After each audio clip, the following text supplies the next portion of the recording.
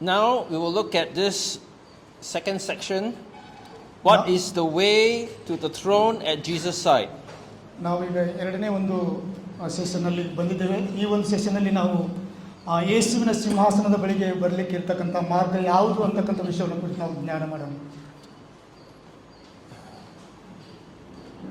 All the disciples of Jesus, they are hoping that they will sit at Jesus' side to rule over all creation. ಯೇಸುವಿನ ಎಲ್ಲ ಶಿಷ್ಯರು ಆತನ ಬಳಿಯಲ್ಲಿ ಕೂತ್ಕೊಂಡು ಅವರು ಸೃಷ್ಟಿಯ ಕಾರ್ಯವನ್ನು ಅವರು ಎದುರು ನೋಡುವವರಾಗಿದ್ದರು. So today we're going to discuss how can we live such that on the day of judgment God will put us beside Jesus, the place of honor. So ಈ ಸಮಯದಲ್ಲಿ ನಾವು ನೋಡ್ತಾ ಇದ್ದೇವೆ, ನ್ಯಾಯ ತೀರ್ಪಿನ ದಿನದಲ್ಲಿ ಯೇಸುವಿನ ಮುಖಾಂತರವಾಗಿ ತಂದೆಯಾದ ದೇವರು ಏನನ್ನು ಮಾಡಲಿಕ್ಕೆ ಇದ್ದಾರೆ ಎಂಬ ಒಂದು ವಿಷಯವನ್ನು. Okay, so on the day of judgment, God will judge and put him in a place in the afterlife. ನ್ಯಾಯ ತೀರ್ಪಿನ ದಿನದಲ್ಲಿ ದೇವರು ಆ ಒಂದು ಬೇರೆ ಸ್ಥಳದಲ್ಲಿ ನ್ಯಾಯ ತೀರ್ಪಿಗಾಗಿ ಇಡುವಂತವನಾಗಿದ್ದಾನೆ, ಅಂದರೆ ನ್ಯಾಯ ತೀರ್ಪಿಗಿಂತ ಮುಂಚಿತವಾಗಿ. So in the afterlife there is hell. ಈ ಲೋಕದಲ್ಲಿ ಆತನ ಜೀವಿತ ಮುಗಿದ ನಂತರ ಅಲ್ಲಿ ನರಕ ಇದೆ ಮತ್ತು ಪರಲೋಕ ಎರಡೂ ಕೂಡ ಇದೆ. Okay, then there is purgatory, like paradise. ಅಲ್ಲಿ ಮಧ್ಯಸ್ಥ ಇರತಕ್ಕಂಥದ್ದು. And then there is the kingdom of God. ಮತ್ತು ದೇವರ ರಾಜ್ಯ. Yeah. So God will look at a person's heart and his works and decide whether he should go to hell, purgatory, or to the kingdom of God. So ದೇವರು ಇಲ್ಲಿ ನಮ್ಮ ಒಂದು ಕಾರ್ಯದ ಅನುಗುಣವಾಗಿ so ನಮಗೆ ಎರಡು ಸಾಧ್ಯತೆಗಳಿದೆ. ಒಂದು ಸೊ ನರಕಕ್ಕೆ ಹೋಗುವಂಥದ್ದು ಮತ್ತು ಆತನ ಒಂದು ಸಿಂಹಾಸನದ ಬಳಿಯಲ್ಲಿ ಕೂತ್ಕೊಂಡು ವಿಜ್ಞಾಪನೆ ಮಾಡುವಂಥದ್ದು. Is that right? So just now we talked about on the day of judgment, some people will go to hell, some people will go to purgatory, some people will go to the kingdom of God. So ಈ ಸಮಯದಲ್ಲಿ ನಾವು ನ್ಯಾಯ ತೀರ್ಪಿನ ದಿನದಲ್ಲಿ ಏನು ನಡೆಯುತ್ತೆ ಅಂತಕ್ಕಂಥದ್ದನ್ನು ನಾವು ನೋಡ್ತಾ ಇದ್ದೇವೆ. ಕೆಲವರು ನರಕಕ್ಕೆ ಹೋಗುವಂಥವರಾಗಿದ್ದಾರೆ ಮತ್ತು ಕೆಲವರು ಸೊ ದೇವರ ಒಂದು ಪರಲೋಕ ರಾಜ್ಯದಲ್ಲಿ ಇರುವಂಥವರಾಗಿದ್ದಾರೆ. Okay, let me tell you in my conversation with God what God is telling me. So ನಾವು ದೇವರೊಟ್ಟಿಗೆ ಸಂಭಾಷಿಸುವಾಗ ದೇವರು ನಮಗೆ ತಿಳಿಸುವಂಥವನಾಗಿರ್ತಾನೆ. In the whole of humanity, ಎಲ್ಲ ಮಾನವ ಕುಲದಲ್ಲಿ 50% will go to hell, the other 50% will go to either purgatory or the kingdom of God. So ಆ ಮಾನವ ಕುಲದಲ್ಲಿ 50% ನರಕಕ್ಕೆ ಹೋಗುವಂಥವರಾಗಿರ್ತಾರೆ, ಉಳಿದ 50% ದೇವರ ರಾಜ್ಯದಲ್ಲಿ ಮಧ್ಯಸ್ಥಗಾರಾಗಿ ಇರುವಂಥವರಾಗಿರ್ತಾರೆ. In the church is also 50%. So ಅದೇ ರೀತಿಯಾಗಿ ದೇವರ ಸಭೆಯಲ್ಲಿಯೂ ಕೂಡ 50% ಜನ ನರಕಕ್ಕೆ ಹೋಗುವಂಥವ್ರು ಮತ್ತು 50% ಜನ ದೇವರ ರಾಜ್ಯದಲ್ಲಿ ಇರುವಂಥವ್ರು. No difference. ಅಲ್ಲಿ ಯಾವುದೇ ರೀತಿಯಾದಂಥ ವ್ಯತ್ಯಾಸ ಇಲ್ಲ. Well, I'm talking about the church in general, especially the big churches. The small churches are different.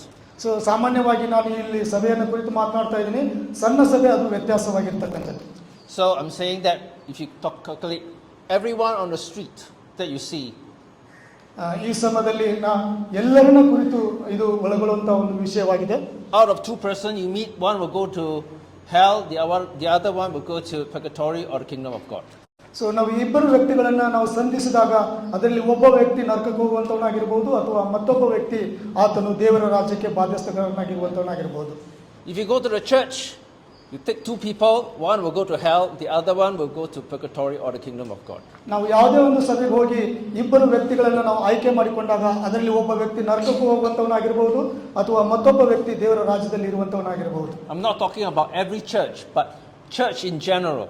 So ನಾನು ಸಾಮಾನ್ಯವಾಗಿ ಎಲ್ಲ ಸಭೆಗಳನ್ನು ಕುರಿತು ಮಾತನಾಡ್ತಾ ಇಲ್ಲ, ನಾನು ಸಾಮಾನ್ಯವಾಗಿ ಸಭೆಯನ್ನು ಉದಾಹರಣೆಯಾಗಿ ತೆಗೆದುಕೊಂಡು ನಾನು ಮಾತನಾಡ್ತಾ ಇದ್ದೀನಿ. Okay, now if you are talking about people who are in purgatory and the kingdom of God, now we are talking about this group of people. ಈ ಸಮಯದಲ್ಲಿ ಈ ಇಬ್ಬರು ವ್ಯಕ್ತಿಗಳು ಇರತಕ್ಕಂಥ ಸ್ಥಳವನ್ನು ಕುರಿತು ನಾವು ಮಾತನಾಡಿಕೊಳ್ಳೋಣ. About 5% of people in purgatory and the kingdom of God add together, 5%. Right, 5% will go to the kingdom of God. The 95% will go to purgatory. So 5% ಜನರು ದೇವರ ರಾಜ್ಯದಲ್ಲಿ ಅಂದರೆ ಪರಲೋಕದಲ್ಲಿ ಇರುವಂತವರಾಗಿರ್ತಾರೆ, ಮತ್ತೆ ಉಳಿದ 95% ಮಧ್ಯಸ್ಥಗಾರರಾಗಿರ್ತಕ್ಕಂಥದ್ದು. So Jesus said, ಯೇಸು ಹೇಳಿದನು, very few will enter the kingdom of God. Very few. ತುಂಬಾ ಕಡಿಮೆ ಜನ ದೇವರ ರಾಜ್ಯವನ್ನ ಪ್ರವೇಶಿಸುವಂತವರಾಗಿರ್ತಾರೆ. Yeah. So, next slide. When we talk about the three categories of people, ಇಲ್ಲಿ ಮೂರು ರೀತಿಯ ಜನರನ್ನ ನಾವು ತಿಳಿದುಕೊಳ್ಳೋಣ.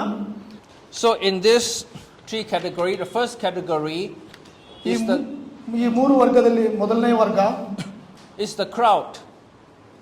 ಅದು ಕ್ರೌಡ್ ಆಗಿರ್ತಕ್ಕಂಥದ್ದು, ಅಂದ್ರೆ ಸೊ ಗುಂಪುಗಳಾಗಿರ್ತಕ್ಕಂಥದ್ದು. ಕ್ರೌಡ್ ಮೀನ್ಸ್ ಗುಂಪು ಅಂತ. Yeah, so this group of people follow Jesus everywhere he goes. They like to listen to Jesus teaching. ಈ ಗುಂಪಾಗಿರ್ತಕ್ಕಂಥ ಈ ಜನ ಯೇಸು ಸ್ವಾಮಿ ಎಲ್ಲಿ ಹೋಗ್ತಾರೆ ಅಲ್ಲಿ ಎಲ್ಲರೂ ಕೂಡ ಇರ್ತಾರೆ, ಮತ್ತೆ ಆತನ ಬೋಧನೆಯನ್ನ ಕೇಳುವಂತವರಾಗಿರ್ತಾರೆ, ಅನುಸರಿಸುವಂತವರಾಗಿರ್ತಾರೆ. They are good people. ಅವರು ತುಂಬಾ ಒಳ್ಳೆ ಜನರು. So the paradise people, purgatory people, they are the ones that keep following Jesus, right? Where he go, but they are the purgatory people. ಈ ದೇವರ ರಾಜ್ಯಕ್ಕೆ ಬಾಧಿಸ್ತಾರಂತ ಜನರು ಯಾವಾಗಲೂ ಕೂಡ ಯೇಸು ಸ್ವಾಮಿ ಜೊತೆಗಿರ್ತಾರೆ, ಆತನ ಬೋಧನೆಯನ್ನ ಅನುಸರಿಸ್ತಾ ಇರತಕ್ಕಂಥವ್ರು. Then the second group of people are the people that he sent out, the 70 people that he sent out. In Luke chapter 10, he sent out 70 to go to the cities to preach the gospel. ಈಗ ಎರಡನೇ ವರ್ಗವನ್ನು ನಾವು ನೋಡುವುದಾದ್ರೆ ಅವರು ಯೇಸು ಸ್ವಾಮಿಯಿಂದ ಈ ಒಂದು ಬೇರೆ ಸ್ಥಳಗಳಿಗೆ ಕಳಿಸಲ್ಪಟ್ಟವರಂತವರಾಗಿರ್ತಾರೆ. Yeah, so the three categories of people I'm talking about, the first category is the paradise people. So ಮೂರು ವರ್ಗದ ಜನರಲ್ಲಿ I correct myself. ದೇವರ ರಾಜ್ಯಕ್ಕೆ ಸಂಬಂಧಿಸಿದಂತವರು. And then the 70 are the people that he sent out, right, in Luke chapter 10 to preach the gospel. ಶೇಕಡ 70ರಷ್ಟು ಜನ ಮತ್ತೆ ಏನ್ ಮಾಡ್ತಾರೆ ಅಂದ್ರೆ ಯೇಸು ಸ್ವಾಮಿ ಅವರನ್ನ ಸುವಾರ್ತೆ ಸಾರೋದಕ್ಕೋಸ್ಕರವಾಗಿ ಹೊರಗಡೆ ಕಳಿಸುವಂತವರಾಗಿರ್ತಾರೆ. Right, so these are the kingdom of God people. ಇವರೆಲ್ಲರೂ ಕೂಡ ದೇವರ ರಾಜ್ಯಕ್ಕೆ ಸಂಬಂಧಪಟ್ಟಂತ ಜನರಾಗಿದ್ದಾರೆ. So Jesus said concerning these 70 people, saying that be joyful because your names are written in heaven. So Yesu ಸ್ವಾಮಿ ಮತ್ತೆ ಅಲ್ಲಿ ಒಂದು ಮಾತನ್ನು ಹೇಳ್ತಾನೆ, ಸೊ ನಿಮ್ಮ ಹೆಸರುಗಳು ದೇವರ ರಾಜ್ಯದಲ್ಲಿ ಜೀವಬಾಧ್ಯರ ಪಟ್ಟಿಯಲ್ಲಿ ಬರೆಯಲ್ಪಟ್ಟಿವೆ, ನೀವೇನ್ ಮಾಡಿ ಸುವಾರ್ತಿನ ಸಾರಿ ನಿಮಗೆ ಒಳ್ಳೆ ಶುಭ ಕಾರ್ಯಗಳಿದೆ ಎಂಬುದಾಗಿ. Then the last category of people is the disciples. ಕೊನೆಯ ವರ್ಗದ ಜನರನ್ನ ನಾವು ನೋಡುವುದಾದ್ರೆ ಆತನ ಶಿಷ್ಯರು. And these are the ones that follow Jesus through the tribulation. So ಈ ವರ್ಗದ ಜನರು ಏನ್ ಮಾಡ್ತಾರೆ ಅಂದ್ರೆ ಸಂಕಟಗಳ ಮೂಲಕವಾಗಿ ಯೇಸು ಸ್ವಾಮಿಯನ್ನ ಅವರು ಹಿಂಬಾಲಿಸುವಂತವರಾಗಿರ್ತಾರೆ. Right? They are not just serving, healing the sick, but they are following Jesus all the way to the cross. ಅವರು ಕೇವಲ ಏನು ಸ್ವಸ್ಥ ಮಾಡುವಂಥದ್ದಲ್ಲ, ಮತ್ತೆ ಅವ್ರು ಏನ್ ಮಾಡ್ತಾರೆ ಅಂದ್ರೆ ಸಂಕಟಗಳ ಮಧ್ಯದಲ್ಲಿ ಅವ್ರು ಏನ್ ಮಾಡ್ತಾರೆ ಯೇಸುನೊಟ್ಟಿಗೆ ಅವರು ಹೋಗುವಂತವರಾಗಿರ್ತಾರೆ. So you look at this slide. ಈ ಒಂದು ಸ್ಲೈಡ್ ಅನ್ನು ನಾವು ನೋಡುವುದಾದ್ರೆ the three categories of people, ಇಲ್ಲಿ ಮೂರು ತರಹದ ಒಂದು ಜನರನ್ನು ನಾವು ಗಮನಿಸ್ತೇವೆ. The crowd, which is they will go to paradise. So ಈ ಒಂದು ಗುಂಪು, ಮೊದಲನೇ ಗುಂಪು ಅದು ದೇವರ ರಾಜ್ಯಕ್ಕೆ ಸಂಬಂಧಪಟ್ಟಂತದ್ದಾಗಿದೆ. Yeah. Then the 70 they will go to the kingdom of God. So ಇಲ್ಲಿ ಶೇಕಡ ಅಂದ್ರೆ 70ರಷ್ಟು ದೇವರ ರಾಜ್ಯಕ್ಕೆ ಅವರು ಹೋಗುವಂತವರಾಗಿರ್ತಾರೆ. The 12 ಆಮೇಲೆ ಕೊನೆಯದಾಗಿ 12 ಮಂದಿ they will sit beside Jesus to rule all creation. So ಅವರು ಯೇಸುವಿನೊಟ್ಟಿಗೆ ಅವರು ಕೂತ್ಕೊಂಡಂತವರು ಮತ್ತು ಇರುವಂತವರಾಗಿರ್ತಾರೆ, ಮತ್ತು ಅವರು ಯಾವಾಗಲೂ ಕೂಡ ಯೇಸುವಿನ ಸಂಗಡ ನಡೆಯುವಂತವರಾಗಿರ್ತಾರೆ. So the crowd, the 70, the 12 comprise 50% of all humanity. ಈ ಮೂರು ವರ್ಗದಲ್ಲಿ ಆ ಗುಂಪಾಗಿರ್ತಕ್ಕಂಥ ಮೊದಲನೇದು ಮತ್ತೆ 70 ಮಂದಿ, ಹಾಗೇನೆ 12 ಮಂದಿ ಶಿಷ್ಯರು, ಇದರಲ್ಲಿ ಒಟ್ಟು ಜನರ 50% ಅಂದ್ರೆ ಶೇಕಡ 50ರಷ್ಟು ಇವರಾಗಿರ್ತಾರೆ. Do you understand? ನಿಮಗೆ ಅರ್ಥ ಆಯ್ತಾ? Okay. So you see 10 people. ನಾವು 10 ಜನರನ್ನ ನೋಡುವುದಾದ್ರೆ You pick random from the street 10 people. ನಾವು ಸಾಮಾನ್ಯವಾಗಿ ಹಂಗೆ ನಾವು ಆಯ್ಕೆ ಮಾಡ್ಕೊಂಡ್ರೆ 10 ಜನರನ್ನ, or 100 people, you pick 100 people. ಒಂದು ವೇಳೆ ನಾವು 100 ಜನರನ್ನ ತೆಗೆದುಕೊಂಡ್ರೆ 50 people will go to hell. So ಅದರಲ್ಲಿ 50 ಜನ ಏನ್ ಮಾಡ್ತಾರೆ, ನರಕಕ್ಕೆ ಹೋಗುವಂತವರಾಗಿರ್ತಾರೆ. Right? ಆ ಒಂದು ಸಾಧ್ಯತೆ ಇದೆ. ಅರ್ಥ ಆಯ್ತಲ್ವಾ? 45 people will go to paradise, the crowd. So ಅದರಲ್ಲಿ ಉಳಿದ 45ರಷ್ಟು ಅವರು ಆ ದೇವರ ರಾಜ್ಯಕ್ಕೆ ಪರಲೋಕಕ್ಕೆ ಹೋಗುವಂತವರು. Right? The 5 people will be the kingdom of God and ruling with God. ಉಳಿದ 5 ಜನರು ಏನು ಮಾಡ್ತಾರೆ ಅಂದರೆ ಅವರು ದೇವರೊಟ್ಟಿಗೆ ಇದ್ದುಕೊಂಡು ಆಳ್ವಿಕೆಯನ್ನು ನೋಡುವಂತರಾಗಿರ್ತಾರೆ. So the kingdom of God, the 70 and the 12 ruling with God, comprises only 5%. ದೇವರ ರಾಜ್ಯಕ್ಕೆ ಸಂಬಂಧಪಟ್ಟವರು 70 ಜನ, ಹಾಗೇನೆ ಉಳಿದ 45 ಮತ್ತು 5ರಷ್ಟು ಜನ ದೇವರೊಟ್ಟಿಗೆ ಇರತಕ್ಕಂಥದ್ದು. I believe that all of us here are in the kingdom of God. ನಾವು ಇಲ್ಲಿ ದೇವರ ರಾಜ್ಯಕ್ಕೆ ಸಂಬಂಧಪಟ್ಟಂತೆ ನಾವು ನಂಬುವಂತದಾದ್ರೆ, so the question is, how do we preach the gospel? ಇಲ್ಲಿ ಪ್ರಶ್ನೆ ಏನಂದ್ರೆ ನಾವು ಹೇಗೆ ಸುವಾರ್ತೆಯನ್ನು ಸಾರ್ತೇವೆ ಎಂಬುದಾಗಿ. So we're not talking about people who are going to hell. ನಾನು ಇಲ್ಲಿ ನರಕಕ್ಕೆ ಹೋಗುವಂತ ಜನರನ್ನು ಕುರಿತು ನಾನು ಈ ಸಮಯದಲ್ಲಿ ಮಾತನಾಡ್ತಾ ಇಲ್ಲ. Nothing that you do can change their mind. ಒಂದು ವೇಳೆ ಅವರು ನರಕಕ್ಕೆ ಹೋಗುವಂತವರೇ ಆಗಿದ್ರೆ ಅವರ ಮನಸ್ಸನ್ನು ನಾವು ಯಾವುದೇ ಕಾರಣಕ್ಕೂ ಬದಲಾವಣೆ ಮಾಡಲಿಕ್ಕೆ ಸಾಧ್ಯ ಇಲ್ಲ. They are always thinking how to benefit themselves. ಅವರು ಯಾವಾಗಲೂ ಕೂಡ ತಮ್ಮ ಸ್ವಾರ್ಥಕ್ಕೋಸ್ಕರವಾಗಿ ನಾನು ಹೇಗೆ ಲಾಭ ಮಾಡ್ಕೋಬೇಕು ಅಂತಕ್ಕಂಥ ವಿಷಯವನ್ನೇ ಕುರಿತು ಅವ್ರು ಏನು ಮಾಡ್ತಾರೆ, ಆಲೋಚನೆ ಮಾಡ್ತಾ ಇರ್ತಾರೆ. Now we are talking about how do you minister to those who are in paradise, who are in the kingdom of God, and those who are ruling with God. So ಈ ಸಮಯದಲ್ಲಿ ನಾವು ದೇವರ ಪರದೇಶಕ್ಕೆ ಸಂಬಂಧಪಟ್ಟಂಥವ್ರು ಮತ್ತು ದೇವರೊಟ್ಟಿಗೆ ಇದ್ಕೊಂಡು ಆಳ್ವಿಕೆ ನೋಡುವಂಥವ್ರು ಆ ವಿಷಯವನ್ನು ಕುರಿತು ನಾವು ಧ್ಯಾನಿಸೋಣ. I will prefer to minister to the people who are in paradise than people who are in hell. ನನ್ನ ಸೇವೆಯನ್ನು ಕೂಡ ನಾನು ದೇವರ ಒಂದು ರಾಜ್ಯದಲ್ಲಿ ಆ ಜನಗಳು ಇರಬೇಕೆಂಬುದಾಗಿ ನಾನು ಸೇವೆಯನ್ನು ಮಾಡುವಂತನಾಗಿದ್ದೇನೆ. ಅದೇ ರೀತಿಯಾಗಿ ನಾನು ನಡೆಸಿಕೊಂಡು ಬರುವಂತವನಾಗಿದ್ದೇನೆ. I will go out and seek out those who are in paradise, kingdom of God, and ruling with God. I want to go out and seek out these people. So ಇಂತಹ ಜನಗಳು ಯಾವಾಗಲೂ ಕೂಡ ಅವರು ಪರದೇಶದಲ್ಲಿ ಇರಬೇಕು, ಮತ್ತೆ ಅದಕ್ಕೆ ಅನುಸಾರವಾಗಿ ನಾನು ಅವರನ್ನು ಸಿದ್ಧ ಮಾಡಲಿಕ್ಕೆ ನಾನು ಯಾವಾಗಲೂ ಕೂಡ ಸೇವೆಯಲ್ಲಿ ಪ್ರಾಮುಖ್ಯತೆಯನ್ನು ಕೊಡುವಂತವನಾಗಿದ್ದೇನೆ. But in your church, God, the devil will put the people who are in hell into your church. So ಆದರೆ ಇವತ್ತು ಸಾಮಾನ್ಯವಾಗಿ ನಾವು ನೋಡುವಂಥ ವಿಷಯ ಏನಂದ್ರೆ, ಸಭೆಗಳಲ್ಲಿ ನರಕಕ್ಕೆ ಹೋಗುವಂಥ ಮನಸ್ಥಿತಿ ಇರ್ತಕ್ಕಂಥವ್ರನ್ನ ಹೆಚ್ಚಾಗಿ ಅಲ್ಲಿ ಇರ್ತಕ್ಕಂಥ ನಾವು ಗಮನಿಸ್ತೇವೆ. But they will remain there. You cannot get rid of them. They will remain there. So ಅವರೊಟ್ಟಿಗೆ ನಾವು ಯಾವಾಗಲೂ ಕೂಡ ನಾವು ವಾಗ್ದಾನ ಮಾಡುವಂಥದ್ದಲ್ಲ. But we do not want to be distracted by these people.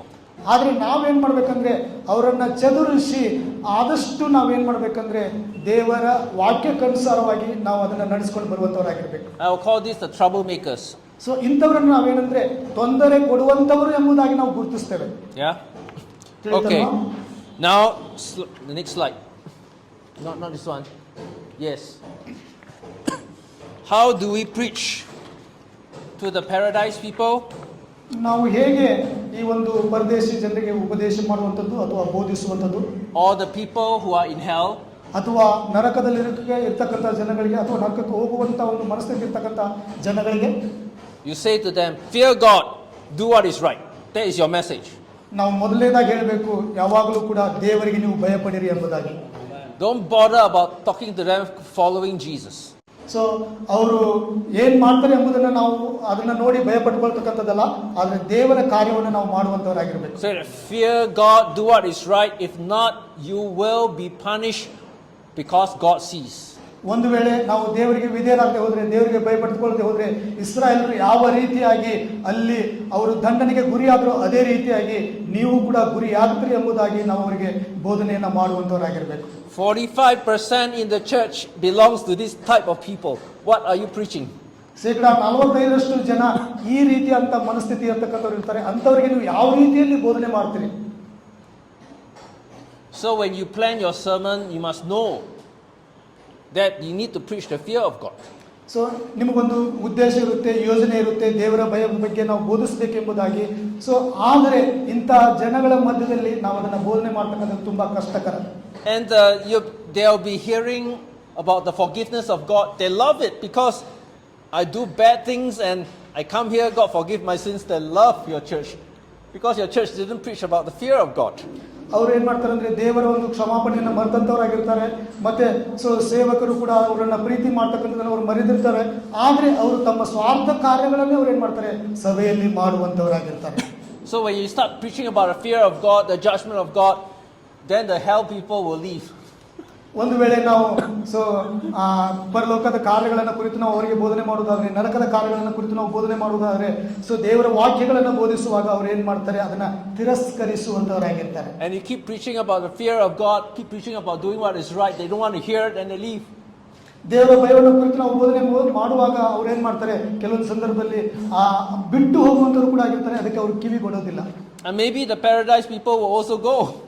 So ಒಂದು ವೇಳೆ ಅವ್ರ ಜೊತೆಗೆ ಈ ಪರಲೋಕಕ್ಕೆ ಸಂಬಂಧಪಟ್ಟಂತ ಅಥವಾ ಪರದೇಶಕ್ಕೆ ಹೋಗ್ಬೇಕಂತ ಜನಗಳು ಕೂಡ ಅವ್ರ ಜೊತೆ ಹೋಗುವಂತ ಒಂದು ಸಾಧ್ಯತೆ ಇರುತ್ತೆ. And what is left is the kingdom of God people. That is, they are what is left in your church. So ಕೊನೆಯದಾಗಿ ಏನು ಉಳಿತಂದ್ರೆ ಅವ್ರು ಹೋದ ನಂತರ ದೇವರ ರಾಜ್ಯ ಮಾತ್ರ ಉಳಿಯುವಂತದ್ದಾಗಿರ್ತದೆ. Right? Amen. And that is Jesus' style. He preach, and then the people start leaving. ನಾವು ಬೋಧನೆ ಮಾಡ್ತೀವಿ ಆದ್ರೆ ಜನಗಳು ಏನ್ ಮಾಡ್ತಾರೆ, ಬಿಟ್ಟು ದೂರ ಹೋಗುವಂತವರಾಗಿ ಇರ್ತಾರೆ. Right? There are some churches very huge, 1,000 people, 5,000 people, but not a single person go to the kingdom of God. So ದೊಡ್ಡ ದೊಡ್ಡ ಸಭೆಗಳಿರುತ್ತೆ, ತುಂಬಾ ಜನಗಳಿರ್ತಾರೆ, ಆದ್ರೆ ಸೊ ಅಂತ ಒಂದು ದೊಡ್ಡ ಸಭೆಯಲ್ಲೂ ಕೂಡ ಕೇವಲ ಒಬ್ಬ ವ್ಯಕ್ತಿಯು ಕೂಡ ಪರಲೋಕಕ್ಕೆ ಹೋಗುವಂತ ಒಂದು ಸಾಧ್ಯತೆ ತುಂಬಾ ಕಡಿಮೆ ಇರುತ್ತೆ. Then you go to Jesus and then you report. You give your report card to Jesus, and then you say, my church so big, many thousands of people. ಒಂದು ವೇಳೆ ನೀವು ಅನ್ಕೋಬಹುದು, ಸೊ ಯೇಸು ಸ್ವಾಮಿ ಬಳಿಗೆ ಹೋಗಿ ನಿಮ್ಮ ಒಂದು ವರದಿಯನ್ನು ಕೊಡುವಾಗ ನೀವು ಹೇಳ್ಬಹುದು, ನನ್ನ ಸಭೆ ತುಂಬಾ ದೊಡ್ಡದಾಗಿದೆ ಎಂಬುದಾಗಿ. And then Jesus said, not even one in the kingdom of God, including you. So ಆಗ ಯೇಸು ಸ್ವಾಮಿ ಆ ವ್ಯಕ್ತಿಗೆ ಹೇಳಬಹುದು, ನಿನ್ನ ಸಭೆ ದೊಡ್ಡದಾಗಿರ್ಬೋದು, ಆದ್ರೆ ನೀನು ಕೂಡ ಪರಲೋಕಕ್ಕೆ ಬಾಧ್ಯಸ್ಥಾನಕ್ಕೆ ಯೋಗ್ಯನಲ್ಲ ಎಂಬುದಾಗಿ ಹೇಳಬಹುವಂತ ಒಂದು ಸಾಧ್ಯತೆ ಇರುತ್ತೆ. Amen. Amen. So Jesus keep his church small. So ಒಂದು ವೇಳೆ ಯೇಸು ಸ್ವಾಮಿ ತನ್ನ ಸಭೆಯನ್ನು ಚಿಕ್ಕದಾಗಿ ಇಟ್ಟಿದ್ರು ಕೂಡ, even then there's one going to hell inside. ಅಲ್ಲಿಯೂ ಕೂಡ ಒಬ್ಬನು ನರಕಕ್ಕೆ ಹೋಗುವಂತ ಒಂದು ಸಾಧ್ಯತೆ ಇರುತ್ತೆ. Then how do you preach to the kingdom of God people? ಹಾಗಾದ್ರೆ ನೀವು ಹೇಗೆ ದೇವರ ರಾಜ್ಯವನ್ನ ಕುರಿತು ನೀವು ಜನಗಳಿಗೆ ಬೋಧಿಸ್ತೀರಿ? You say, ನೀವು ಹೇಳಬೇಕು, love others as you love yourself, serve the needy. Keep preaching that. ನೀವು ಹೇಳಬೇಕು, ನಮ್ಮನ್ನ ನಾವು ಪ್ರೀತಿಸುವಂತೆ ನಾವು ಇತರನ್ನ ಪ್ರೀತಿಸಬೇಕೆಂಬುದಾಗಿ ಪ್ರೀತಿಯ ಕುರಿತು ಅವರಿಗೆ ನಾವು ಬೋಧನೆ ಮಾಡಬೇಕು ಮೊದಲನೇದಾಗಿ. So the focus of preaching to the kingdom people is serving others, serving the needy. That's the focus. ಮತ್ತೆ ನಾವು ಹೆಚ್ಚು ಒತ್ತು ಕೊಡ್ತಕ್ಕಂಥದ್ದು ಏನಂದ್ರೆ, ನಾವು ಇತರಿಗೆ ಸೇವೆ ಮಾಡುವಂಥದ್ದು, ಅದರ ಜೊತೆಗೆ ಯಾರಿಗೆ ಅವಶ್ಯಕತೆ ಇದೆ ಯಾರಿಗೆ ಏನು ಅವಶ್ಯಕತೆ ಇದೆ ಅದನ್ನ ನಾವು ಸಾಧ್ಯವಾದಷ್ಟು ಒದಗಿಸುವಂತ ಕಾರ್ಯವನ್ನ ಮಾಡಬೇಕು ಎಂಬುದಾಗಿ. ಸಾರಿ, Okay. And water. ಸಾರಿ.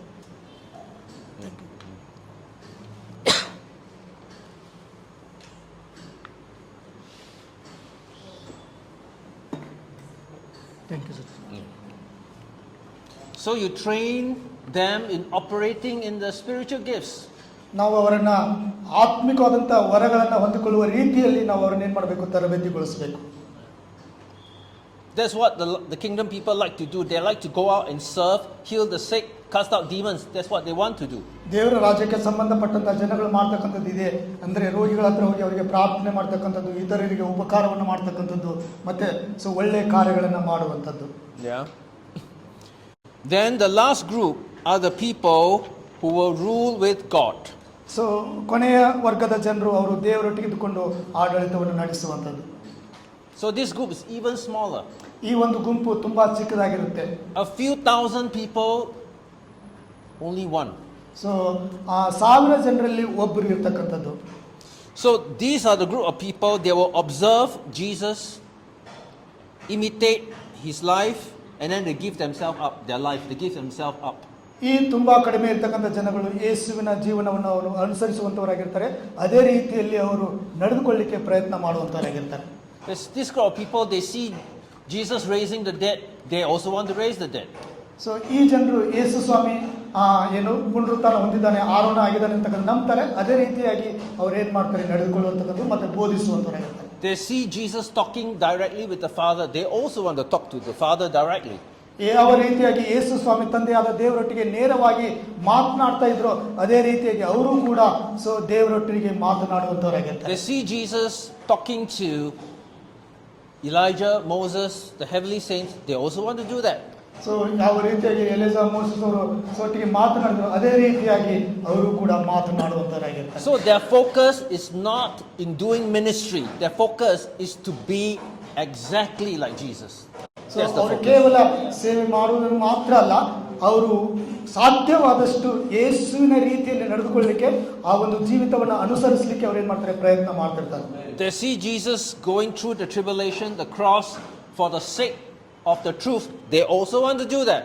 ಯಾವ ರೀತಿಯಾಗಿ ಯೇಸು ಸ್ವಾಮಿ ಸಂಕಟಗಳ ಮಧ್ಯದಲ್ಲಿ ಹಾದು ಹೋದ್ರು, ಅವರು ಕೂಡ ಆ ಸಂಕಟಗಳ ಮಧ್ಯದಲ್ಲಿ ಹಾದು ಹೋಗುವಂತವರಾಗಿರ್ತಾರೆ, ಅದನ್ನು ಸಹಿಸಿಕೊಳ್ಳುವಂತವರಾಗಿರ್ತಾರೆ. ಮತ್ತೆ ಯೇಸು ಸ್ವಾಮಿ ರೋಗಿಗಳನ್ನು ಯಾವ ರೀತಿಯಾಗಿ ಸ್ವಸ್ಥ ಮಾಡಿದ್ರು ಅದೇ ರೀತಿಯಾಗಿ ಅವರು ಕೂಡ ಆ ಒಂದು ಮಾಡಲಿಕ್ಕೆ ಅವರು ಏನ್ ಮಾಡ್ತಾರೆ, ಸಾಧ್ಯ ಇದೆ ಅಂತಕ್ಕಂಥದ್ದು.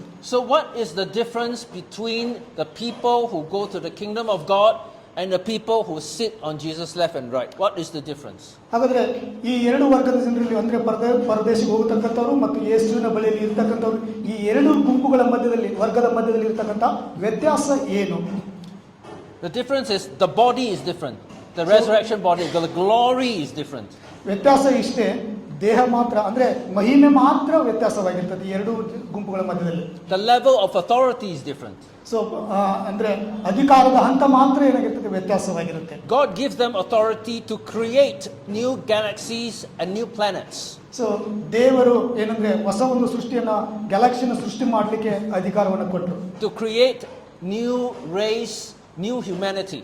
ಸೊ ದೇವರು ಹೊಸ ಮಾನವನನ್ನ ಅಂದ್ರೆ ಮಾನಸಾಂತರ ಪಟ್ಟಂತ ಮಾನವನನ್ನ ರೂಪಿಸಲಿಕ್ಕೆ ದೇವರು ಸಹಾಯ ಮಾಡ್ತಾರೆ. And he will also arrange to plan how to cause the new humanity to grow in righteousness.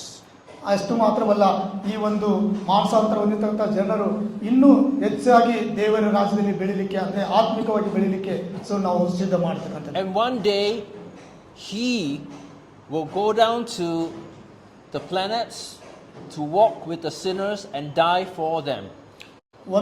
ಅಥವಾ ಒಂದು ವೇಳೆ ಒಂದು ದಿನ ಆತನು ಸತ್ತು ಈ ಒಂದು ನರಕದವರ ಜೊತೆಗೆ ಹೋಗುವಾಗ The rest of the people in the kingdom of God will follow the orders as given by those who sit on Jesus' left and right. ಒಂದು ವೇಳೆ ಸೊ ಉಳಿದಂತ ದೇವರನ್ನ ಅನುಸರಿಸತಕ್ಕಂಥ ಜನರು ಕೂಡ ಸೊ ಇವರ ಜೊತೆಗೆ ಅಂದ್ರೆ ನರಕಕ್ಕೆ ಹೋಗುವಂತವರ ಜೊತೆಗೆ ಸೇರಿದಾಗ ಅವರು ಕೂಡ ಅವರನ್ನ ಹಿಂಬಾಲಿಸಲಿಕ್ಕೆ ಒಂದು ಸಾಧ್ಯತೆ ಇರುತ್ತೆ. So some will build or create planets. Some will create planets. Some will create galaxies. Some will create universes. So ಕೆಲವೊಮ್ಮೆ ಯೂನಿವರ್ಸ್ ಪ್ಲಾನೆಟ್ ಮೀನ್ಸ್ ಆಕಾಶ ಮಂಡಲವನ್ನು ಸೃಷ್ಟಿ ಮಾಡಿದ್ರು, ಆಗಿಂದ ಅಂದ್ರೆ ಗ್ರಹಗಳನ್ನು ಸೃಷ್ಟಿ ಮಾಡ್ತಕ್ಕಂಥದ್ದು. So even those who sit at Jesus' left and right, they also have different levels of authority. So ಈಗಲೂ ಕೂಡ ಯೇಸುವಿನ ಬಲಬದಿಯಲ್ಲಿ ಮತ್ತು ಎಡಬದಿಯಲ್ಲಿ ಕೂತ್ಕೊಂಡವ್ರ ಮಧ್ಯದಲ್ಲೂ ಕೂಡ ವ್ಯತ್ಯಾಸವಿರೋದನ್ನ ಗಮನಿಸ್ತೇವೆ. So Jesus is planning for us to go through tribulations. ಯೇಸು ಸ್ವಾಮಿ ಆತನ ಒಂದು ಆಲೋಚನೆ ನಾವು ಏನು ಸಂಕಟಗಳ ಮಧ್ಯದಲ್ಲಿ ಹೋಗಬೇಕೆಂಬುದಾಗಿ, ಯಾಕಂದ್ರೆ ಆತನು ಕೂಡ ಸಂಕಟಗಳ ಮಧ್ಯದಲ್ಲಿ ಹಾದು ಹೋಗಿರ್ತಕ್ಕಂಥ ನಾವು ಗಮನಿಸ್ತೇವೆ. To cause us to be ready to rule with him, to create new universes. ನಾವು ಹೊಸ ಸೃಷ್ಟಿಯನ್ನು ಉಂಟು ಮಾಡಲಿಕ್ಕೆ, ಈ ಎಲ್ಲ ಸಂಕಟಗಳ ಮಧ್ಯದಲ್ಲಿ ಹಾದು ಹೋಗಲಿಕ್ಕೆ ನಮ್ಮ ಸೇವಾ ಜೀವಿತದಲ್ಲಿ ನಾವು ಸಿದ್ಧರಾಗಿರಬೇಕು. So our ministry is not just in India, but our ministry will be throughout the entire universe.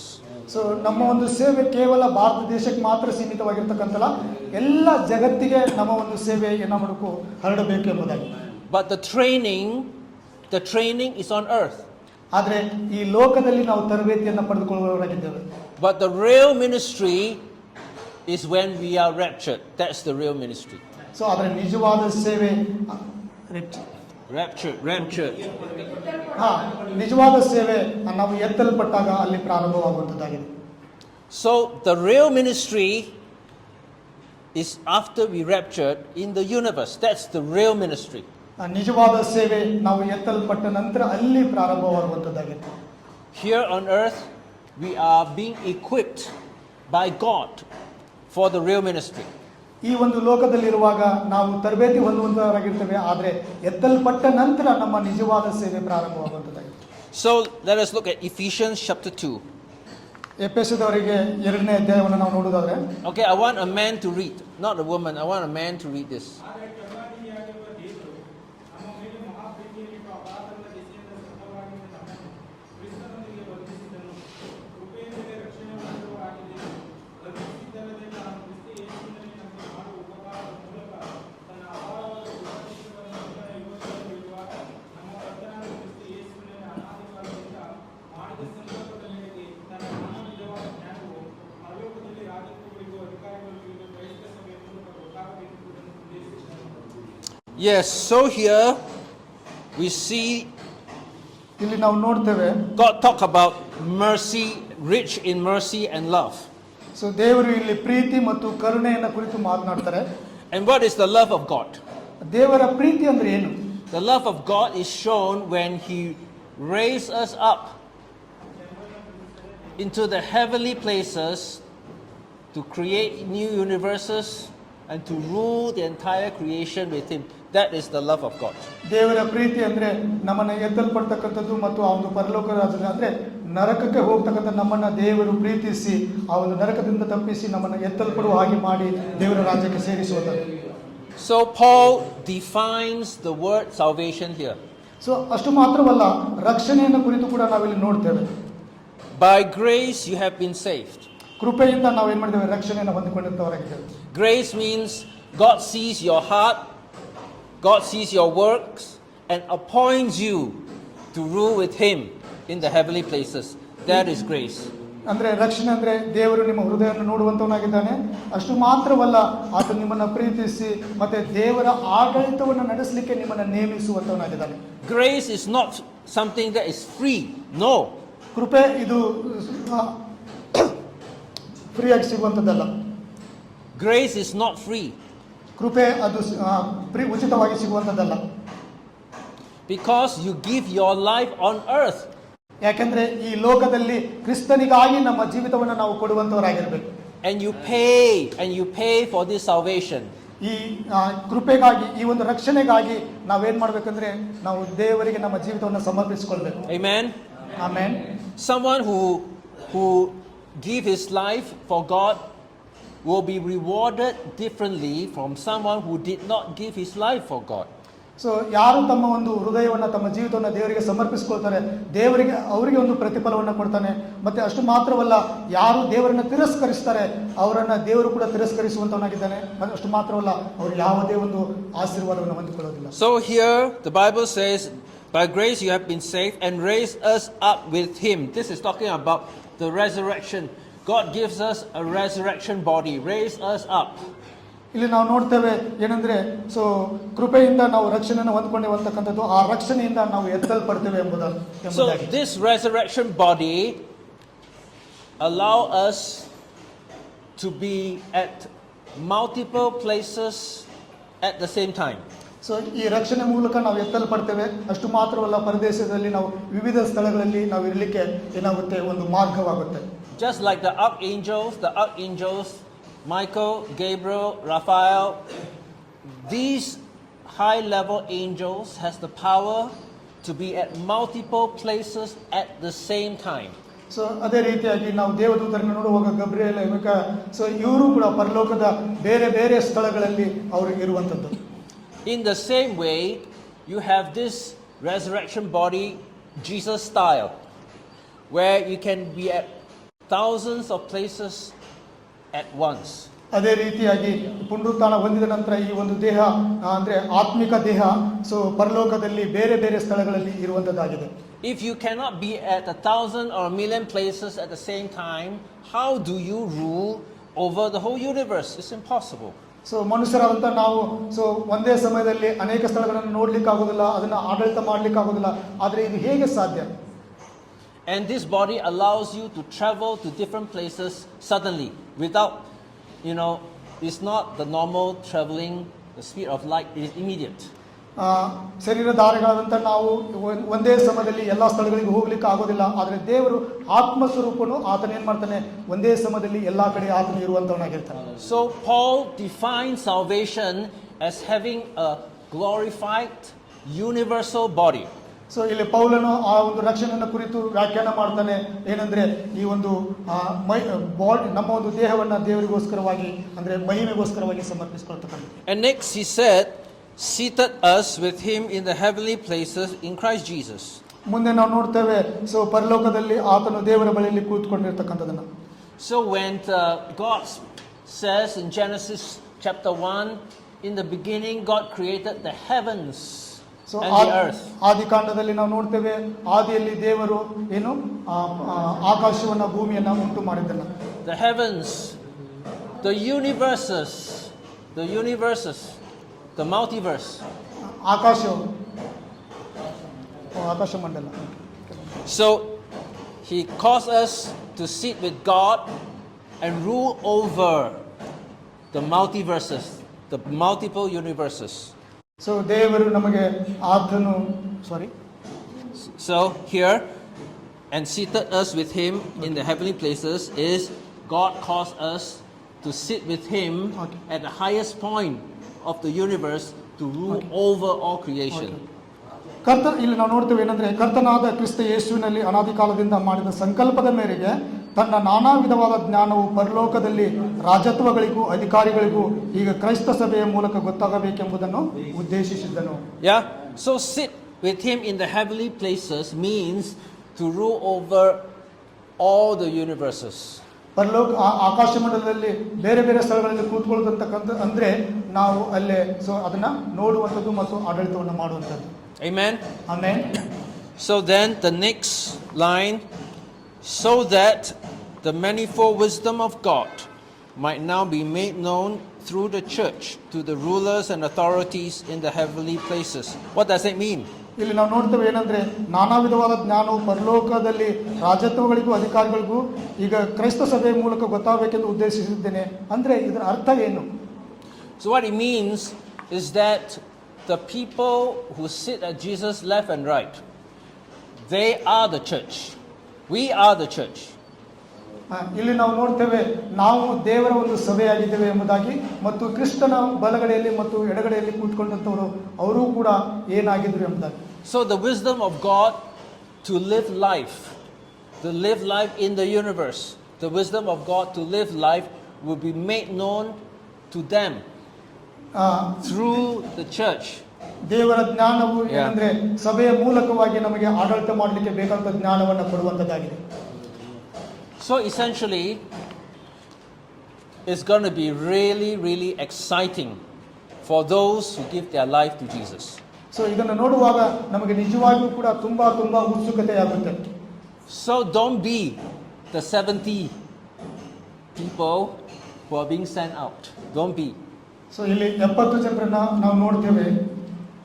Be the 12 who follow Jesus. ಅವರೊಟ್ಟಿಗೆ ಇರತಕ್ಕಂಥ 12 ಜನರನ್ನು ನಾವು ನೋಡ್ತೇವೆ, ಆದರೆ ಅವರು ಯೇಸು ಕ್ರಿಸ್ತನನ್ನ ಅನುಸರಿಸುವಂತವರು. In other words, do not just do ministry, serve, heal the sick. Do not just do that. So ಕೇವಲ ನಾವು ಏನು ರೋಗವನ್ನು ಸ್ವಸ್ಥ ಮಾಡ್ತಕ್ಕಂಥದ್ದು, ಸಾಮಾನ್ಯವಾಗಿ ಸೇವೆಯನ್ನು ಮಾಡ್ತಕ್ಕಂಥದ್ದು ಮಾತ್ರ ಅಲ್ಲ, ಸೊ ಮುಖ್ಯವಾಗಿ ಏನಂದ್ರೆ ದೇವರ ರಾಜ್ಯವನ್ನು ಕುರಿತಾಗಿ ಇರ್ತಕ್ಕಂಥದ್ದು. We must observe how Jesus lived and live exactly like Jesus. So ಕೇವಲ ನಾವು ಇಲ್ಲಿ ನೋಡುವಂಥದ್ದು ಏನಂದ್ರೆ ಸೊ ಯೇಸು ಕ್ರಿಸ್ತನು ಹೇಗೆ ಇದ್ದನು ಎಂಬುದಾಗಿ ಅಲ್ಲ, ಬದಲಾಗಿ ಆತನ ರೀತಿಯಲ್ಲಿ ನಾವು ಇರುವಂಥದ್ದು. Now, the 12 disciples understood that they should not just be in the kingdom of God, they must sit on Jesus' left and right. ಇಲ್ಲಿ 12 ಜನ ಶಿಷ್ಯರನ್ನು ನಾವು ನೋಡುವಾಗ ಅವರು ಕೇವಲ ಯೇಸು ಕ್ರಿಸ್ತನೊಟ್ಟಿಗೆ ಇರ್ತಕ್ಕಂಥದ್ದಲ್ಲಿ ಮಾತ್ರವಲ್ಲ, ಅವರು ಎಲ್ಲಾ ಸಮಯದಲ್ಲಿ ಆತನೊಟ್ಟಿಗೆ ಇರ್ತಿದ್ರು ಮತ್ತು ಆತನನ್ನ ಹಿಂಬಾಲಿಸ್ತಾ ಇದ್ರು. So in Matthew chapter 20-23, we see the mother of James and John coming to Jesus. ಇಲ್ಲಿ ನಾವು ಮತ್ತಾಯಿ 20ನೇ ಅಧ್ಯಾಯ 20ರಿಂದ 23ನೇ ವಾಕ್ಯದವರೆಗೆ ನಾವು ನೋಡುವಾಗ ಅಲ್ಲೇ ಯೇಸುವಿನ ತಾಯಿಯಾದಂತಹ ಮರಿಯಳನ್ನ ಕುರಿತು ನಾವು ನೋಡ್ತೇವೆ. So the mother wants Jesus to put his two sons on his left and right. So ಅಲ್ಲಿ ತಾಯಿ ಬಯಸ್ತಕ್ಕಂಥದ್ದು ಏನಂದ್ರೆ ತನ್ನ 2 ಮಕ್ಕಳನ್ನ ಯೇಸುವಿನ ಎಡಕ್ಕೆ ಮತ್ತು ಬಲಕ್ಕೆ ಇರಬೇಕೆಂಬುದಾಗಿ ಬಯಸುವಂಥದ್ದು. So talking about politics, this is real politics. ಇದನ್ನ ನೋಡುವಾಗ ಇದೊಂದು ರಾಜಕೀಯವನ್ನ ನಾವು ಇಲ್ಲಿ ಗಮನಿಸ್ತೇವೆ. So the 10 becomes very angry that they go to Jesus first come, first serve. They went to Jesus first to ask for these two places. So ಅಲ್ಲಿ ನಾವು ನೋಡ್ತೇವೆ, so ಬಲಬದಿ ಕೂತ್ಕೊಳ್ಳಿಕ್ಕೆ ಎಡಬದಿ ಕೂತ್ಕೊಳ್ಳಿಕ್ಕೆ ಅಲ್ಲೇ ಆತುರ ಪಡ್ತಕ್ಕಂಥದ್ದನ್ನು ನಾವು ಗಮನಿಸ್ತೇವೆ. ಉಳಿದ 10 ಮಂದಿ ಶಿಷ್ಯರು I want a man to read. ಉಳಿದ 10 ಮಂದಿ ಶಿಷ್ಯರು ಇದನ್ನು ಕೇಳಿ ಆ ಇಬ್ಬರು ಅಣ್ಣ ತಮ್ಮಂದಿರ ಮೇಲೆ ಸಿಟ್ಟುಕೊಂಡರು. ಆದರೆ ಯೇಸು ಅವರನ್ನು ಹತ್ತಿರಕ್ಕೆ ಕರೆದು ಅವರಿಗೆ, ಜನರನ್ನು ಆಳುವವರು ಅವರ ಮೇಲೆ ಅಹಂಕಾರದಿಂದ ದೊರೆತನ ಮಾಡುತ್ತಾರೆ ಮತ್ತು ದೊಡ್ಡವರು ಬಲಾತ್ಕಾರದಿಂದ ಅಧಿಕಾರ ನಡೆಸುತ್ತಾರೆ ಎಂದು ನೀವು ಬಲ್ಲಿರಷ್ಟೇ. ನಿಮ್ಮಲ್ಲಿ ಆಗಿರಬಾರದು. ಆದರೆ ನಿಮ್ಮಲ್ಲಿ ದೊಡ್ಡವನಾಗಬೇಕೆಂಬುವನು ನಿಮ್ಮ ಸೇವಕನಾಗಿರಬೇಕು. ನಿಮ್ಮಲ್ಲಿ ಮೊದಲನಾಗಬೇಕೆಂಬುವನು ನಿಮ್ಮ ಆಳಾಗಿರಬೇಕು.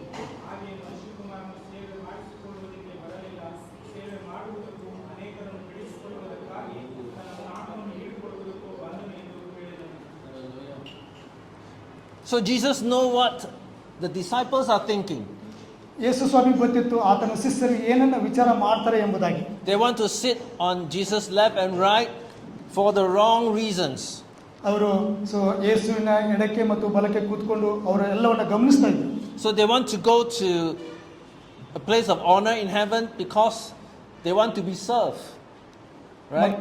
ಮತ್ತೆ ಅವರು ಅಲ್ಲಿ ಆ ಒಂದು ಎಲ್ಲಾ ಸ್ಥಳಗಳಿಗೆ ಹೋಗಿ ಅಲ್ಲಿ ಇರ್ತಕ್ಕಂಥ ಅವರು ನೋಡುವಂತವರು ಮತ್ತು ಅದನ್ನ ಪಡ್ಕೊಳ್ಳಿಕ್ಕೆ ಅವರೆಲ್ಲ ಬಯಸ್ತಾ ಇದ್ರು. So they want the position. They want the position. ಅವರಿಗೆ ಅವ್ರದೇ ಆದಂತ ಒಂದು ಸ್ಟೇಟಸ್ ಅಂದ್ರೆ ಪೊಸಿಷನ್ ಇತ್ತು ಅಂತಕ್ಕಂಥ. So they serve God on earth to get the reward for the position. So ಈ ಒಂದು ದೇವರ ಒಂದು ಪ್ರತಿಫಲವನ್ನ ಪೊಸಿಷನ್ ನಾವು ಪಡ್ಕೊಳ್ಳಿಕ್ಕೆ ನಾವು ಸೇವೆ ಮಾಡುವಂಥದ್ದು. But Jesus is saying that position is not to give you honor. So ಆದ್ರೆ ಯೇಸು ಸ್ವಾಮಿ ಹೇಳ್ತಾರೆ ಆ ಒಂದು ಪೊಸಿಷನ್ ನಿನ್ನನ್ನೇ ನೀನು ಪ್ರತಿಷ್ಠೆಪಡಿಸಿಕೊಳ್ಳಿಕ್ಕೆ ಮಾತ್ರ ಅಲ್ಲ. But that position is to give you more power and authority to serve. So ಆದ್ರೆ ನೀವು ಕೊಡ್ತಕ್ಕಂಥ ಒಂದು ಅಧಿಕಾರ ಸ್ಥಾನಮಾನ ದೇವರಿಗಾಗಿ ನಾವು ಸೇವೆ ಮಾಡಬೇಕೆಂಬುದಕ್ಕಾಗಿ. So that place of honor is to give you more power and wisdom to serve. That's the only reason.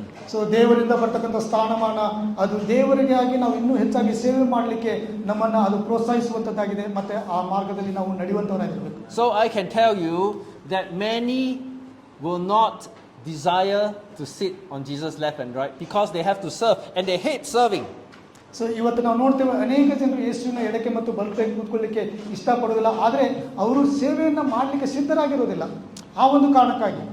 So Jesus said to them, if you want to sit at that place, then you have to start serving now, like the way I serve. So Yesu ಸ್ವಾಮಿ ಹೇಳ್ತಾರೆ, ಒಂದು ವೇಳೆ ನೀನು so ಪರಲೋಕದಲ್ಲಿ ಮತ್ತು ಎಡಕ್ಕೆ ಮತ್ತು ಬಲಕ್ಕೆ ಕೂತ್ಕೋಬೇಕಾದ್ರೆ ನಾನು ಯಾವ ರೀತಿಯಾಗಿ ಸೇವೆ ಮಾಡಿದ್ದೀನಿ, ನೀವು ಕೂಡ ಆ ರೀತಿಯಾಗಿ ಸೇವೆ ಮಾಡ್ರಿ ಎಂಬುದಾಗಿ ಹೇಳ್ತಾರೆ. So Jesus continued, ಮತ್ತೆ ಯೇಸು ಸ್ವಾಮಿ ಮುಂದುವರೆದು ಹೇಳ್ತಾರೆ, ನೀವು ನನ್ನ ಕಷ್ಟಗಳಲ್ಲಿ ನನ್ನ ಸಂಗಡ ಎಡಬಿಡದೆ ಇದ್ದವರು. ಆದುದರಿಂದ ನನ್ನ ತಂದೆಯು ನನಗೆ ರಾಜ್ಯವನ್ನು ನೇಮಿಸಿದ ಪ್ರಕಾರ ನಾನು ನಿಮಗೂ ನೇಮಿಸಿದ್ದೇನೆ. ನನ್ನ ರಾಜ್ಯದಲ್ಲಿ ನೀವು ನನ್ನ ಮೇಜಿನ ಮೇಲೆ ಊಟ ಮಾಡುವಿರಿ, ಕುಡಿಯುವಿರಿ ಮತ್ತು ಸಿಂಹಾಸನಗಳ ಮೇಲೆ ಕೂತುಕೊಂಡು ಇಸ್ರಾಯೇಲಿನ 12 ಕುಲಗಳಿಗೆ ನ್ಯಾಯ ತೀರಿಸುವಿರಿ. so Jesus said ಯೇಸು ಸ್ವಾಮಿ ಹೇಳ್ತಾರೆ to the 12 disciples that if you're willing to go through all the tribulations with me, then you will sit on my left and right. ಆಗ ಯೇಸು ಸ್ವಾಮಿ ತನ್ನ ಶಿಷ್ಯರಿಗೆ ಹೇಳ್ತಾರೆ, ನೀವು ನನ್ನ ಎಡಕ್ಕೆ ಮತ್ತು ಬಲಕ್ಕೆ ಕೂತ್ಕೋಬೇಕಂದ್ರೆ ನೀವು ಸಂಕಟಗಳ ಮಧ್ಯದಲ್ಲಿ ಹಾದು ಹೋಗಬೇಕು ಎಂಬುದಾಗಿ. And Jesus' tribulation is a tribulation of shame. There's no honor on his road to the cross. No honor at all. It's just shame, pure shame. ಯೇಸು ಸ್ವಾಮಿ ಪಟ್ಟಂತ ಒಂದು ಬಾಧೆ ಸಂಕಟ ಅದು ಒಂದು ಗೌರವ ಅಲ್ಲ, ಆತನು ಅಲ್ಲಿ ಸಂಕಟವನ್ನು ಪಟ್ಟಿದ್ದು ಬಾಧೆಯನ್ನ ಪಟ್ಟಿದ್ದು. So then Jesus is saying, you want a place of honor, but the road that I take is not honorous. It's full of shame and suffering. Do you still want it? ಇಲ್ಲಿ ನೀವು ಗಮನಿಸಬೇಕು ಏನಂದ್ರೆ, so ಇಲ್ಲಿ ಗೌರವ ಒಂದು honour ಅಂದ್ರೆ so ಏನು ಸಾರಿ ಸಿಲುಬೆಯ ಮೇಲೆ ನಾನು ಪಟ್ಟಂತ ಒಂದು ಬಾಧೆ ಅದು ನಾಚಿಕೆ ಆಗಿರ್ತಕ್ಕಂಥದ್ದು ಮತ್ತೆ ಸೊ ಏನು ಸೇಮ್ ಆಗಿರ್ತಕ್ಕಂಥದ್ದು ಎಂಬುದಾಗಿ. So those who want to go to heaven to sit at Jesus' left and right for the sake of honor and power, they will never make it. So ಯಾರು ಸೊ ಮಾನವನ ಸ್ಥಾನವನ್ನು ಬಯಸ್ತಾರೆ ಅವರು ಏನಂದ್ರೆ ಅಲ್ಲಿ ಎಡಕ್ಕಾಗಲಿ ಬಲಕ್ಕಾಗಲಿ ಕೂತ್ಕೊಳ್ಳಿಕ್ಕೆ ಯೋಗ್ಯರಲ್ಲ, ಸ್ಥಾನಮಾನವನ್ನು ಬಯಸುವಂತವರು. Because you have to be willing to be very small. If Jesus asks you to do a very small thing. If you do it well, then I'll grant you a place in the kingdom. There's no glamour or fame at all. So ನಮಗೆ ಕೊಟ್ಟಿರ್ತಕ್ಕಂಥ ಒಂದು ಸಣ್ಣ ಕೆಲಸನೂ ಕೂಡ ನಾವು ಏನು ಮಾಡ್ಬೇಕಂದ್ರೆ ಅದನ್ನ ಶ್ರದ್ಧೆಯಿಂದ ದೇವರ ಭಯದಲ್ಲಿ ನಾವು ಮಾಡುವುದಾದ್ರೆ ಸೊ ದೇವರೊಟ್ಟಿಗೆ ನಾವು ಇರುವಂತವರಾಗ್ತೇವೆ. Mary, the mother of Jesus, is just taking care of a few kids. What glory and honor is that? But she is seated right up there. ಇಲ್ಲಿ ಉದಾಹರಣೆಗಾಗಿ ನಾವು ಯೇಸು ಸ್ವಾಮಿಯ ತಾಯಿಯಾದಂಥ ಮರಿಯಳನ್ನು ನಾವು ನೋಡ್ತೇವೆ. So what Jesus tell you to do, you just focus on doing it. Whether it's big or small, it does not matter. ಆದರೆ ಯೇಸು ಸ್ವಾಮಿ ಹೇಳ್ತಾರೆ, ನೀನು ವಹಿಸಿದಂಥ ಕೆಲಸ ಅದು ದೊಡ್ಡದಾಗಿರಲಿ ಚಿಕ್ಕದಾಗಿರಲಿ, ನೀನು ಅದನ್ನು ಶ್ರದ್ಧೆಯಿಂದ ದೇವರ ಭಯದಲ್ಲಿ ನೀನು ಮಾಡಬೇಕು ಎಂಬುದಾಗಿ. So the path to the throne at Jesus' side. Yeah, someone. Yeah. ಪಕ್ಕದಲ್ಲಿರುವ ಸಿಂಹಾಸನದ ಹಾಗೆಯೂ ಹಿಂಸೆಗಳಿಂದ ಸುಸಜ್ಜಿತವಾಗಿದೆ. ಉಪದ್ರವಗಳು ನಮಗೆ ದೇವರ ಮಹಿಮೆಯನ್ನು ಅಂಗೀಕರಿಸಲು ಮತ್ತು ಆತನೊಂದಿಗೆ ಆಳ್ವಿಕೆ ಮಾಡಲು ಯೋಗ್ಯತೆಯ ಕೊಡುವ ಆತ್ಮಿಕ ಗುಣಗಳನ್ನು ಉಂಟು ಮಾಡುತ್ತದೆ. Jesus was raised to the highest station of the universe. ಯೇಸು ಸ್ವಾಮಿ ಆಕಾಶ ಮಂಡಲದ ಉನ್ನತ ಸ್ಥಾನದಲ್ಲಿ ಆತನು ಆರೋಹಣನಾದನು. How did Jesus get there? ಹೇಗೆ ಯೇಸು ಸ್ವಾಮಿ ಅದನ್ನು ಪಡೆದುಕೊಂಡರು? Is it by serving, ಆತನು ಸೇವೆ ಮೂಲಕವಾಗಿನ, building thousands of churches, healing thousands of people? Did he get there by serving? So ಸಾವಿರಾರು ಸಭೆಗಳನ್ನು ನಿರ್ಮಾಣ ಮಾಡುವುದರ ಮೂಲಕವಾಗಿ ಅಥವಾ ಸಾವಿರಾರು ರೋಗಿಗಳನ್ನು ಸ್ವಸ್ಥಪಡಿಸುವ ಮೂಲಕವಾಗಿ ಅದನ್ನು ಪಡ್ಕೊಂಡ? How did he get there? ಹೇಗೆ ದೇವರು ಆ ಒಂದು ಉನ್ನತ ಸ್ಥಾನವನ್ನು ಪಡೆದುಕೊಂಡು ಯೇಸು ಸ್ವಾಮಿ? So he obeyed to the Father God. Huh? He get to that highest place to obey the Father of God. Yeah, so he went there through obedience in tribulation, suffering. ಆತನು ಸಂಕಟಗಳ ಮಧ್ಯದಲ್ಲಿಯೂ ಕೂಡ ಆತನು ವಿಧೇಯತೆಯನ್ನು ಬಿಟ್ಟುಕೊಡಲಿಲ್ಲ ತಂದೆಯಾದ ದೇವರಿಗೆ. Not by serving. ಆತನು ಕೇವಲ ಸೇವೆ ಮಾಡುವುದರ ಮೂಲಕವಾಗಿ ಅಲ್ಲ, ವಿಧೇಯತೆಯ ಮೂಲಕವಾಗಿ. He served by washing the feet. That means he served by suffering on the cross. So ತನ್ನ ಶಿಷ್ಯರ ಪಾದಗಳನ್ನು ತೊಳೆಯುವಷ್ಟರ ಮಟ್ಟಿಗೆ ಆತನು ತನ್ನ ಒಂದು ವಿಧೇಯತೆಯನ್ನು ತೋರಿಸಿಕೊಂಡನು. So God will put us through some tribulation, but if you don't blame God for it, and if you continue to do what God tells you to do and suffer, then we are qualified to sit on Jesus' left and right. ನಮಗೆ ಅನೇಕ ಸಂಕಟಗಳು ಬರ್ತವೆ, ಹಿಂಸೆಗಳು ಬರ್ತವೆ. ಅದರ ಮಧ್ಯದಲ್ಲಿ ನಾವು ದೇವರಿಗೆ ನಾವು ಗುಣಗುಟ್ಟುವಂಥವರಾಗಿರಬಾರ್ದು. ಅದನ್ನು ನಾವು ವಿಧೇಯತೆಯಿಂದ ಪ್ರಾಮಾಣಿಕತೆಯಿಂದ ಮಾಡುವಾಗ ನಾವೇನಾಗ್ತೇವೆ, ಸೊ ಪರಲೋಕದಲ್ಲಿ ದೇವರ ಎಡಗಡೆ ಮತ್ತು ಬಲಗಡೆ ಕೂತ್ಕೊಳ್ಳಿಕ್ಕೆ ನಾವು ಅರ್ಹರಾಗ್ತೇವೆ. Because the tribulation will produce in you the qualities that is needed to rule the universe. So ಯಾಕೆಂದರೆ ಸಂಕಟಗಳು ಹಿಂಸೆಗಳು ಬರ್ತಕ್ಕಂಥದ್ದು ಕೆಲವೊಂದು ಸಾರಿ ನಮ್ಮ ಒಂದು ಜೀವಿತದ ಮೂಲಕವಾಗಿ ಕೂಡ ಬರುತ್ತೆ. So that you can empathize, understand what suffering means, and you will walk with the people in the new civilization in their suffering. So ಅಂದರೆ ನಾವು ಅರ್ಥ ಮಾಡ್ಕೋಬೇಕು, ಸಂಕಟ ಅಂದ್ರೆ ಏನು, ಹಿಂಸೆ ಅಂದ್ರೆ ಏನು, ಈ ಒಂದು ಹೊಸ ನಾಗರಿಕರ ಜೊತೆಗೆ ನಾವು ಹೇಗೆ ನಡೆದುಕೊಳ್ಬೇಕು, ಹೇಗೆ ಸೇವೆ ಮಾಡಬೇಕಂತಕ್ಕಂಥದ್ದನ್ನ ನಾವೇನು ಮಾಡಬೇಕು, ನಮ್ಮ ಸೇವಾ ಜೀವಿತದಲ್ಲಿ ತಿಳಿದುಕೊಳ್ಳುವಂಥವರಾಗಿರಬೇಕು. So what is the way to Jesus' throne on his side?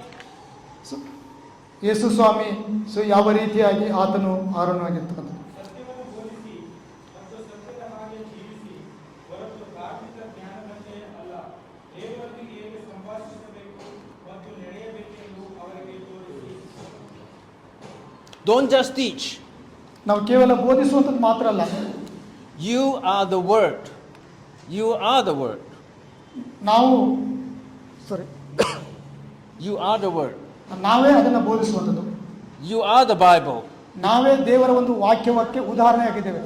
Your life is the Bible. So ನಮ್ಮ ಒಂದು ಜೀವಿತ ದೇವರ ವಾಕ್ಯಕ್ಕನುಸಾರವಾಗಿರ್ತಕ್ಕಂಥದ್ದು, ಅದೇ ಉದಾಹರಣೆ. You are the face of God to the world.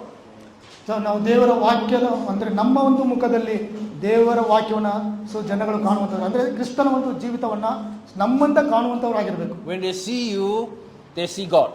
So ಅದನ್ನು ನಾವು ಮಾಡುವಾಗ ನಾವು ದೇವರನ್ನ ನೋಡಲಿಕ್ಕೆ ಸಾಧ್ಯವಾಗುತ್ತೆ. ಹೇಳಿ,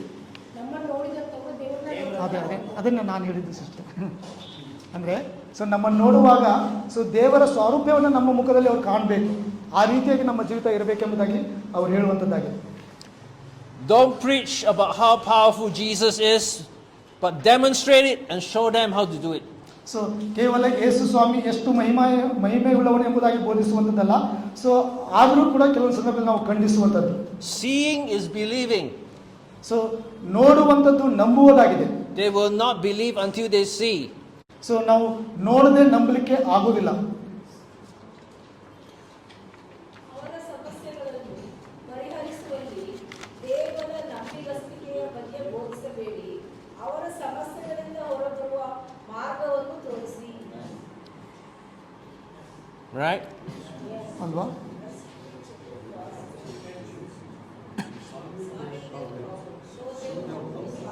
Yes. And we're not talking about human wisdom. ನಾವು ಮನುಷ್ಯರ ಜ್ಞಾನವನ್ನು ಕುರಿತು ಬೋಧಿಸುವಂಥದ್ದಲ್ಲ. You have to go to God and let God show you how to solve the problem. So ಸಮಸ್ಯೆಗಳನ್ನು ಪರಿಹರಿಸಕ್ಕಿಂತ ಮುಂಚಿತವಾಗಿ ಆ ಸಮಸ್ಯೆಯನ್ನು ಹೇಗೆ ಪರಿಹರಿಸಬೇಕು ಎಂಬುದಾಗಿ ಮೊದಲು ನಾವು ದೇವರಲ್ಲಿ ಕೇಳ್ಕೊಳ್ಬೇಕು, ನಂತರ ಅದನ್ನು ನಾವು ಪರಿಹರಿಸುವಂಥವರಾಗಬೇಕು. Amen. ಆಮೇಲೆ What should we do now? Should we end or question and answers? Okay, let's have question and answers. Any questions do you have? ಈ ಸಮಯದಲ್ಲಿ ನಾವು ಪ್ರಶ್ನೆಗಳಿಗೆ ಉತ್ತರಗಳನ್ನು ನಾವು ಕೊಡಲಿಕ್ಕೆ ಹೋಗೋಣ. ಹಾಗಾಗಿ ಇದು ಒಂದು ಚರ್ಚೆಯ ಸಮಯವಾಗಿದೆ.